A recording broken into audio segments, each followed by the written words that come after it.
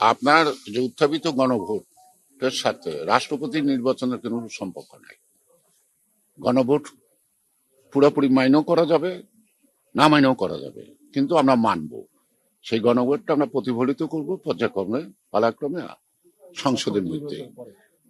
সংসদ হবে। রাষ্ট্রপতি নির্বাচনটা আলাদা বিষয়, এটা নিয়ম রক্ষার কথাটা সঠিক না। এখন নিয়ম রক্ষার না, হয়তো আপনি বলতে পারেন তাদের এই কটা ভোট আছে ফেল করবো জেনে শুনে। আমি তাদেরকে স্বাগত জানাই যে তারা রাষ্ট্রপতি নির্বাচনকে প্রত্যাখ্যান না করে অংশগ্রহণ করছে। এটা গণতন্ত্রের সৌন্দর্য বাড়াচ্ছে, আমি তাদেরকে কনগ্রাচুলেট করি। সুতরাং এটা কোনো মতে নিয়ম রক্ষার নির্বাচন না, এটা সংবিধান এবং আরপিইউ সমন্বয়ে যেটা হওয়া উচিত সেটাই হচ্ছে। আপনারা এত কিছু ধারণা করেন না। নির্বাচন কমিশনের যে নিয়ম আছে সেই নিয়ম শতভাগ অনুসরণ করে আমরা জমা দিচ্ছি। ধন্যবাদ।